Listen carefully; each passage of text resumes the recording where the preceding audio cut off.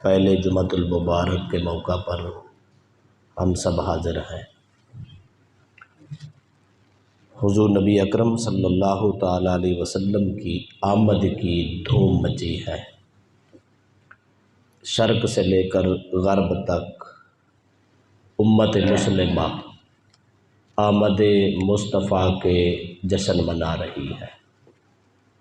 ہر اہل محبت، اہل کلمہ، اہل قبلہ اپنے خاص انداز کے ساتھ اپنے نبی کی بارگاہ میں اپنی عقیدتوں کے پھول نچھاور کر رہا ہے۔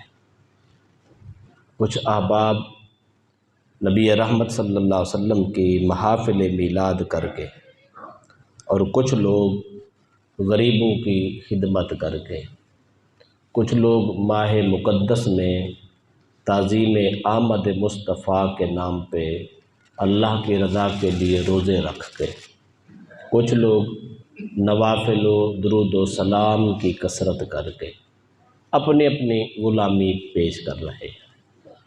اور اس بات میں کوئی شک نہیں، جو آدمی جس انداز میں بھی رسول اکرم صلی اللہ علیہ وسلم کی بارگاہ میں اپنی عقیدتوں کے پھول نچھاور کرے گا، جس عقیدت میں، جس کام میں نسبت مصطفیٰ ہوگی، جس میں الفت مصطفیٰ ہوگی، جس کام میں ادب رسول ہوگا، وہ کام اللہ کی بارگاہ میں ضرور مقبول ہوگا۔ آج میں سورہ توبہ کی آخری آیہ کریمہ کا ایک حصہ تلاوت کرنے کا شرف حاصل کیا ہے۔ اسی کے پہلے حصے کو میں آج کے موضوع کا عنوان بناتا ہوں کہ اللہ تبارک و تعالیٰ نے قرآن مجید فرقان حمید میں ارشاد فرمایا، لَقَدْ جَاءَكُمْ رَسُولٌ مِّنْ أَنفُسِكُمْ۔ یہ خطاب مصطفیٰ کو ہے صلی اللہ علیہ وسلم۔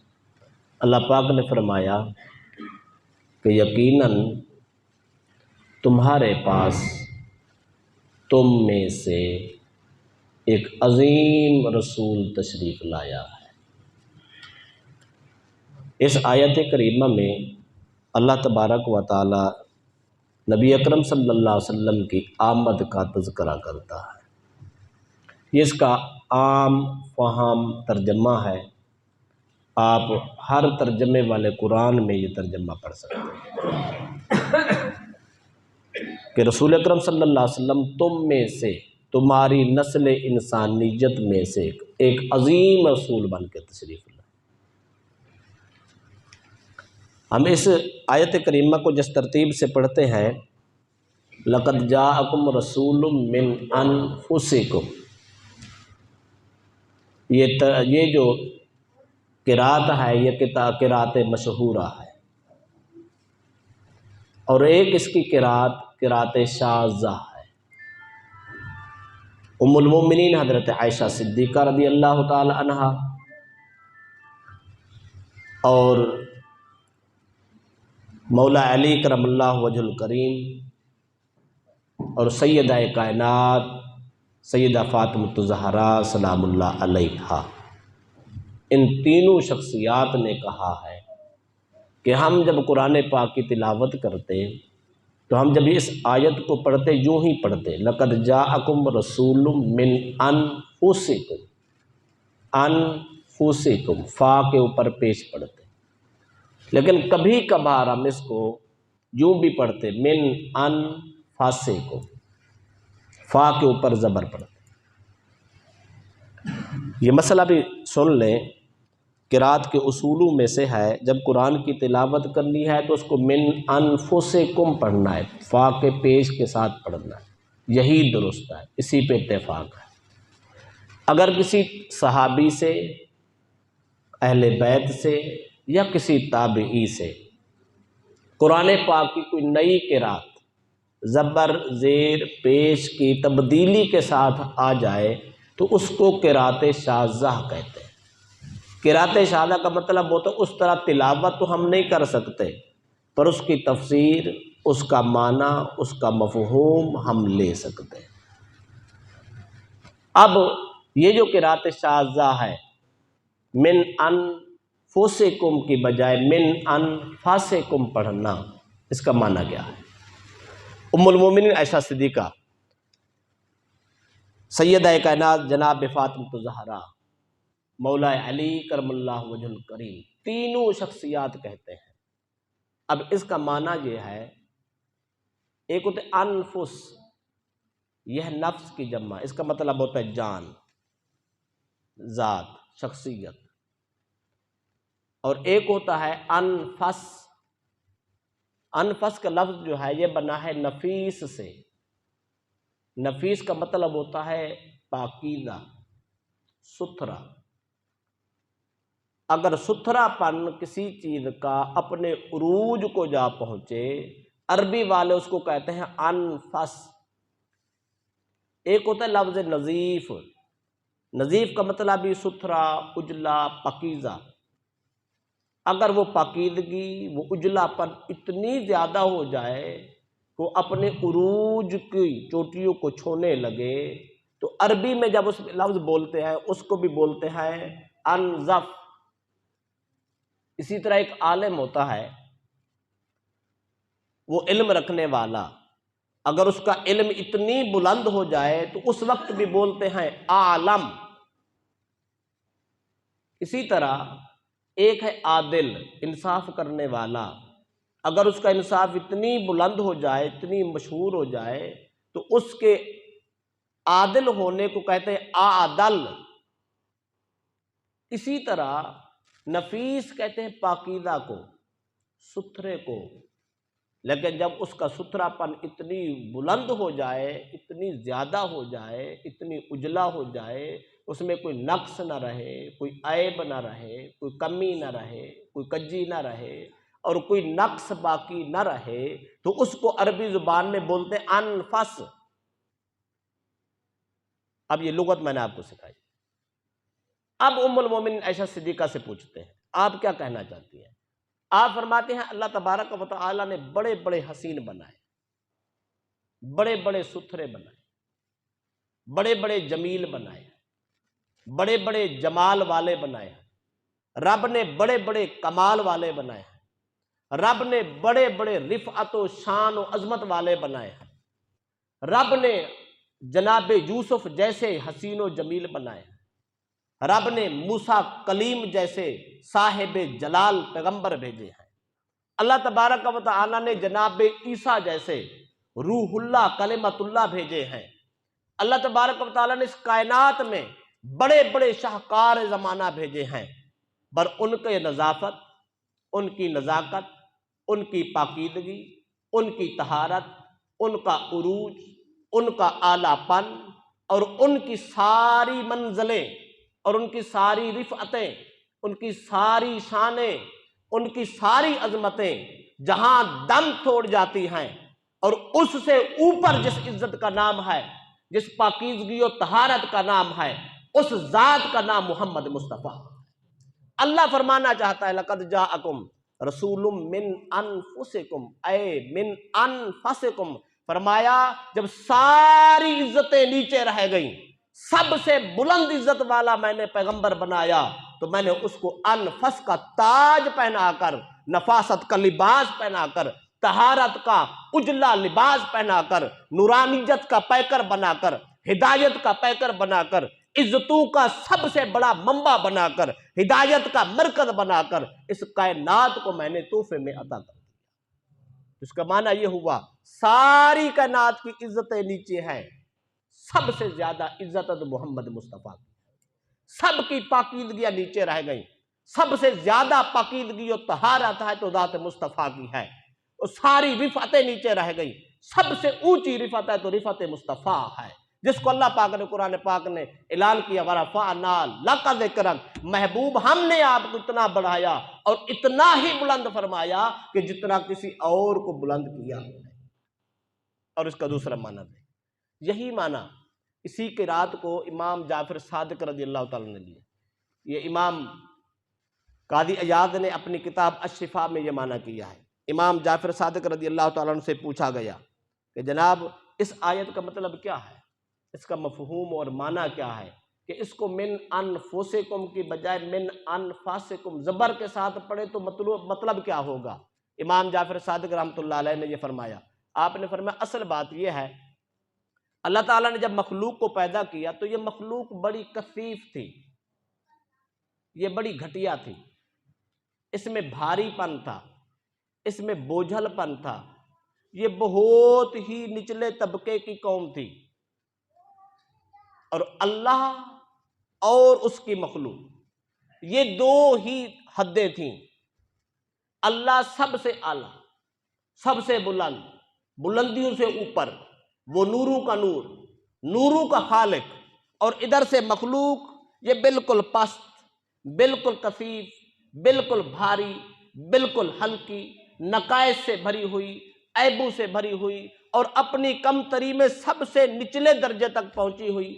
اب ادھر سے مخلوق ہے، ادھر خدا ہے، خدا اور مخلوق کا آپس میں کوئی تعلق ہی نہیں بنتا تھا، جوڑ ہی نہیں جڑتا تھا، رابطہ ہی ممکن نہیں تھا، کیونکہ ان کے آپس میں مماثلت ہی نہیں تھی، کوئی رابط ہو نہیں سکتا تھا۔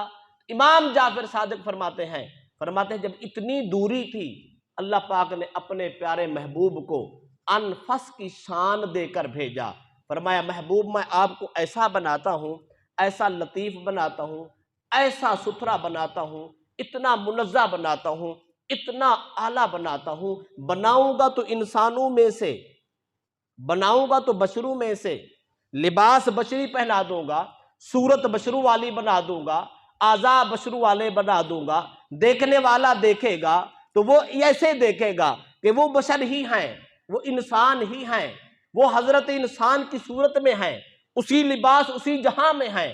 اور میں محبوب پر آپ کو انفس بناؤں گا، ایک شان عزت کی، عظمت کی، وقار کی، نورانیت کی، رفعت کی ایسی دوں گا، اے پیارے محبوب اگر دنیا والے دیکھیں گے دنیا کی نگاہ سے تو تم بشر نظر آؤ گے، عالم نور والے دیکھیں گے تو تم نور نظر آؤ گے۔ فرمایا ظاہری جسم تو انسانوں جیسا ہوگا لیکن حقیقت میں اتنا نظیف ہوگا، اتنا لطیف ہوگا، اتنا ستھرا ہوگا، اتنا پاکیزہ ہوگا، اتنا نورانی ہوگا، اگر سورج اس سائڈ پہ آئے تو سایہ ادھر نہیں جائے گا، سورج ادھر آئے سایہ ادھر نہیں جائے گا، باقی ساری کائنات کا جسم وہ کثیف ہے، اس کا سایہ ہوگا۔ محبوب میں نے تجھے بنانا تو بشر ہی ہے، بنانا تو انسانوں میں سے ہے، شکل وہی ہوگی، پر تیرا وجود اتنا ستھرا کر دوں گا، اتنا پاکیزہ کر دوں گا، سارے نقص نکال دوں گا، عیب نکال دوں گا، کمیاں نکال دوں گا،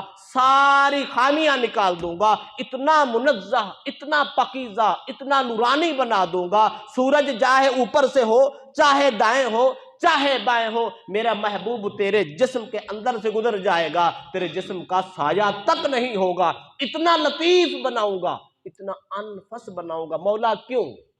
امام جعفر صادق فرماتے ہیں اللہ پاک نے فرمایا اس لیے بناؤں گا میرا اور میرے بندو کا رابطہ نہیں ہے، میں دینا چاہتا ہوں وہ لینے والا کوئی نہیں ہے، کیوں؟ اس لیے کہ وہ بالکل گھٹیا ہیں، بالکل کثیف ہیں، بالکل نقص سے بھرے ہوئے ہیں، اب میں سب سے اعلیٰ بے مثال، میری دینے میں مثال نہیں ہے اور یہ لینے والے ہی نہیں ہیں۔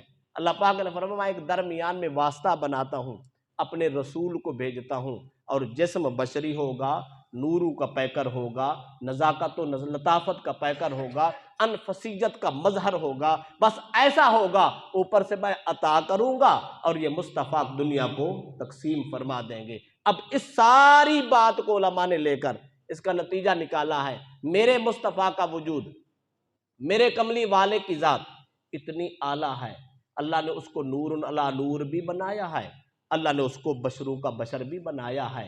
کوئی دنیا والا دیکھے تو بشر نظر آتے تھے، اگر کوئی عالم نور والا دیکھے تو وہ نور نظر آتے تھے۔ اللہ نے دونوں شانیں اس ذات میں رکھی ہیں، نور اس لیے بنایا تاکہ نوروں کے خالق سے فیض لے سکے، بشر اس لیے بنایا اس اجڑی اجڑی بستی کو آباد کر سکے۔ یہ کثافت میں گرے ہوئے لوگ، یہ نقائص میں گھرے ہوئے لوگ، یہ اپنی پستی میں بالکل نیچے گرے ہوئے لوگ، ان کو فیض نہیں مل رہا، اللہ پاک نے اپنے پیغمبر کو بھیج کر، اپنے محبوب کو بھیج کر یہ راستہ بتایا۔ فرمایا میرے بندو چل کے مصطفیٰ کے قدموں تک آنا تمہارا کام ہے، عطا کرنا میرا کام ہے، تقسیم فرمانا مصطفیٰ کا کام ہے۔ اب امت کے لیے یہ حکم ہے، امت در مصطفیٰ پہ جائے، سیرت مصطفیٰ، صورت مصطفیٰ، کردار مصطفیٰ، انداز مصطفیٰ، تعلیم مصطفیٰ، ہدایت مصطفیٰ، رفاقت مصطفیٰ، صحبت مصطفیٰ، الفت مصطفیٰ، عزت مصطفیٰ پہ پہرا دے، قوم محمد عربی کے پیچھے پیچھے چلے۔ اللہ جو خیرات عطا کرتا ہے وہ گنبد خضرا پہ اترتی ہے، در رسول سے ہر عام و خاص کو خیرات بٹتی نظر آتی ہے۔ تو یہ دو شانیں، لیکن جب یہ دو شانیں اللہ پاک نے دی ہے تو ہر کسی نے اپنی بولی بولی۔ جو عالم بشریت کا انسان تھا اس نے کہا یہ تو بشر ہیں، اور جو اوپر کے ایک قدم آگے بڑھا اس نے اگلی نگاہ سے دیکھا تو اس نے کہا تو یہ صرف نور ہیں۔ کوئی بشر کہتے رہ گئے، کوئی نور کہتے رہ گئے، لیکن یاد رکھ لے حقیقت یہ نہیں ہے۔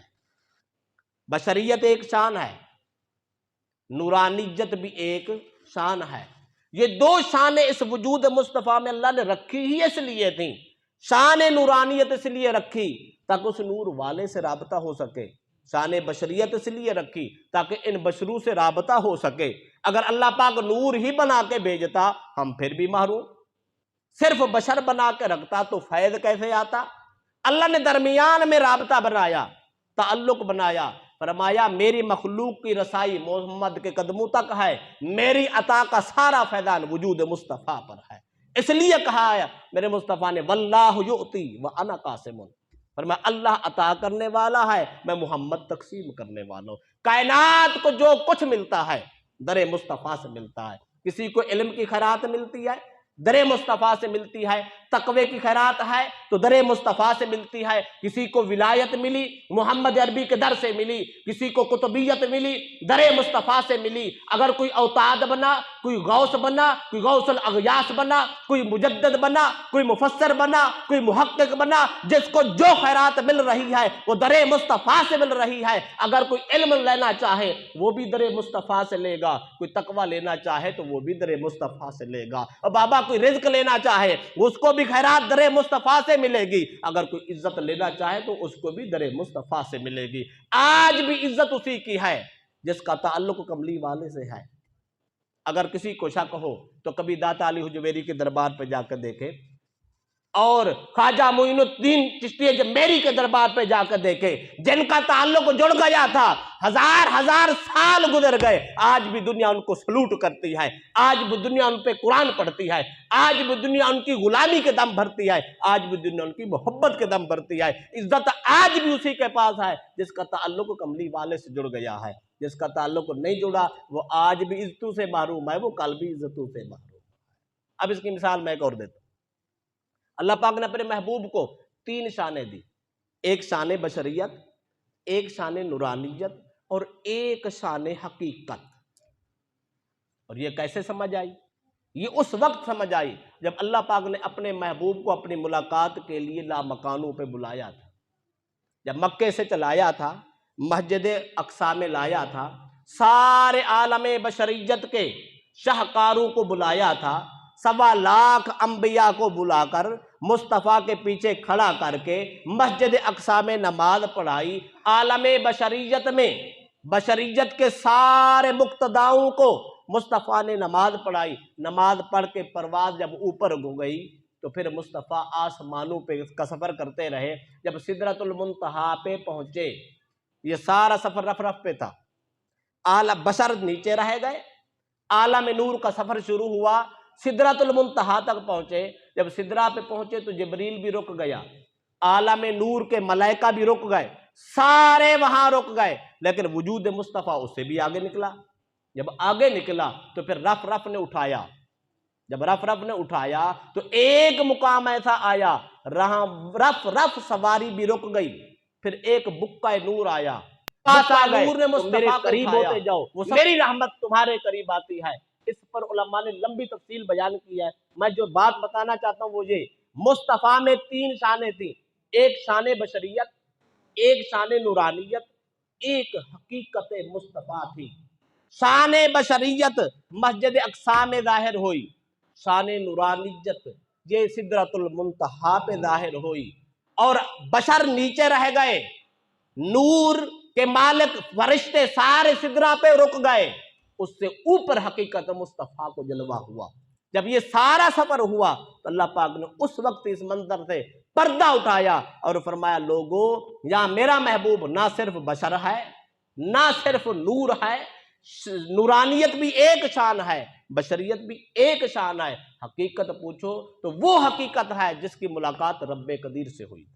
تو اس لیے محمد عربی کو صرف بشر نہیں ماننا، بشر بھی ماننا ہے، صرف نور نہیں ماننا بلکہ نور بھی ماننا ہے، یوں ماننا ہے وہ نور بھی تھے، وہ بشر بھی تھے، اور ان کے اندر ایک حقیقت تھی۔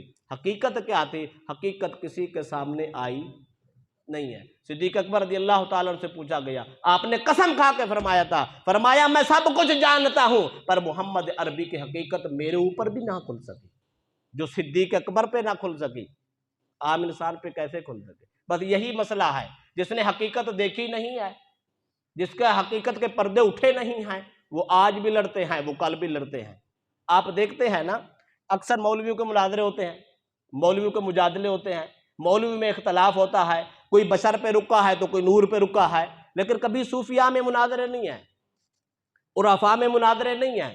کیوں؟ اس لیے کہ وہ لوگ اپنی اقتدار مطابق، اپنی طاقت مطابق، اپنے اور عرفان مطابق، اپنی قوت مطابق، اپنے تقوی مطابق وہ کچھ نہ کچھ معرفت سے حصہ حاصل کر چکے ہوتے ہیں، فیض حاصل ہو چکا ہوتا ہے، ان کو چاشنی مل چکی ہوتی ہے، ان کو وہ لذت مل چکی ہوتی ہے۔ جن کو لذت مل چکی ہوتی ہے وہ سمجھتے ہیں نظر آنے میں، دیکھنے میں، کھانے میں، پینے میں، شادی میں، اولاد میں، غمیوں میں، خوشیوں میں، یہ آنے جانے میں تو وہ بشر ہی ہیں، لیکن فیض اللہ سے حاصل کر کے مخلوق میں بانٹنے میں تو وہ نور علی نور ہی ہیں۔ لیکن یہ جو حقیقت کی چاشنی ہے، یہ جو معرفت ہے، جو کبھی کبھی پردے اٹھتے ہیں پھر بند ہو جاتے ہیں، پھر اٹھتے ہیں پھر بند ہو جاتے ہیں، وہ لوگ جو اس کی چاشنی لے چکے ہوتے ہیں وہ کبھی لڑتے نہیں ہیں، وہ جھگڑتے نہیں ہیں، وہ مناظرے نہیں کرتے، مقابلے نہیں کرتے، مجادلے نہیں کرتے، وہ اختلاف نہیں کرتے، بلکہ وہ جو کہتے ہیں لوگوں اگر کوئی کہے وہ بشر ہیں تو بشر بھی سر آنکھوں پہ، یہ بھی شان مصطفیٰ ہے، اگر کوئی کہے وہ نور ہیں تو یہ بھی سر آنکھوں پہ، وہ نوروں کے نور بھی ہیں، اگر کوئی کہے وہ حقیقت والے ہیں جو اللہ کی رحمت کے پردوں میں ہیں تو ہم اس کو بھی اسی طریقے سے تسلیم کرتے ہیں۔ کیوں؟ ان کی نہ حقیقت میں شک ہے، نہ نورانیت میں شک ہے، نہ بشریت میں شک ہے۔ اچھا، یہاں تک جب پہنچایا، اس کو ہماری علمی زبان میں کہتے ہیں مقام وحدت۔ مقام وحدت کا مطلب ہوتا ہے، میں آپ کو سمجھاتا ہوں، اگر کسی کا نصیب ہو تو سمجھ آ جائے گی۔ اللہ پاک نے قرآن پاک میں فرمایا انا اعطیناک الکوثر، اے محبوب ہم نے آپ کو کوثر دیا۔ کوثر کیا ہے؟ ایک ہوتی ہے وحدت، ایک ہوتی ہے کثرت، ایک ہوتی ہے کوثر۔ وحدت کہتے ہیں ایک کو، کثرت کہتے ہیں بہت سی چیزوں کو۔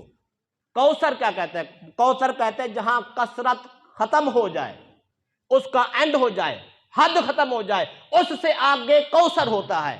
کوثر کیا ہے؟ علماء نے ایک مثال لکھی ہے، گنتی ایک سے شروع کرے، جہاں گنتی ختم ہو جائے واپس اسی دائرے پہ آ جائے، اسی ایک پہ آ جائے، اسی وحدت پہ آ جائے تو اس کو مقام وحدت کہتے ہیں، یعنی گول دائرے کو وحدت کہتے ہیں۔ اللہ پاک نے فرمایا محبوب ایک واحد میں ہوں، ایک واحد تجھے بنایا۔ اگر خالقیت کے نظارے سے دیکھیں واحد خدا ہے، مخلوق میں وحدت دیکھیں تو ذات مصطفیٰ ہے، نور کو پیدا کرنے والے کو دیکھیں تو واحد پیدا کرنے میں خدا ہے، نور بن کے دیکھنے میں دیکھیں تو پھر وحدت مصطفیٰ ہے۔ فرمایا عطا کرنے میں دیکھیں، عطا کرنے والا واحد خدا ہے، اگر ساری خیرات سمیٹ کر امت کو بانٹنے میں دیکھیں تو واحد مصطفیٰ ہے، عزت عطا کرنے والا واحد دیکھیں تو وہ ایک خدا ہے، اگر کائنات کو عزت تقسیم کرنے والا واحد دیکھیں تو وہ وجود مصطفیٰ ہے، علم عطا کرنے والا واحد ایک خدا ہے، ساری کائنات کو علم کی خیرات و ہدایت دینے والا واحد دیکھے تو وہ ذات مصطفیٰ ہے۔ فرمایا ساری کائنات کا عطا کرنے والا خدا ہے اور فیضان عطا کرنے والا مصطفیٰ ہے، ساری کائنات کو بنانے والا خدا ہے اور پوری کائنات کو بسانے والا واحد مصطفیٰ ہے۔ وہ بنانے میں بے مثال ہے، یہ سجانے میں بے مثال ہے، وہ عطا کرنے میں بے مثال ہے، یہ اس خیرات کو بانٹنے میں بے مثال ہے، وہ انسان بنانے میں بے مثال ہے، یہ اس انسان کو ہدایت کے راہ پہ چلانے میں بے مثال ہے۔ آپ اگر نہ دیکھیں، غور سے دیکھیں تو بات سمجھ آتی ہے۔ صدیق اکبر جب آئے، ابو بکر تھے آئے صدیق اکبر ہو گئے، عمر آئے فاروق اعظم ہو گئے، عثمان آئے ذی-النورین ہو گئے، علی آئے تو شیر خدا ہو گئے، حبشہ سے چل کے کالا بلال آیا، چلتا زمین پہ تھا، آوازیں اس کی اللہ کے عرش سے بھی آگے جنت میں جایا کرتی تھی۔ پتہ یہ چلا عطا خدا کرتا ہے، تقسیم مصطفیٰ کرتے ہیں۔ وہ دینے میں بے مثال، یہ بانٹنے میں بے مثال، وہ بنانے میں بے مثال، یہ بننے میں بے مثال، وہ بھیجنے میں بے مثال، یہ آنے میں بے مثال۔ میرے مصطفیٰ کا آنا بھی بے مثال، آپ کا جانا بھی، آپ کا وجود بھی بے مثال، آپ کی صورت بھی بے مثال، آپ کی سیرت بھی بے مثال۔ یہ ساری عطائیں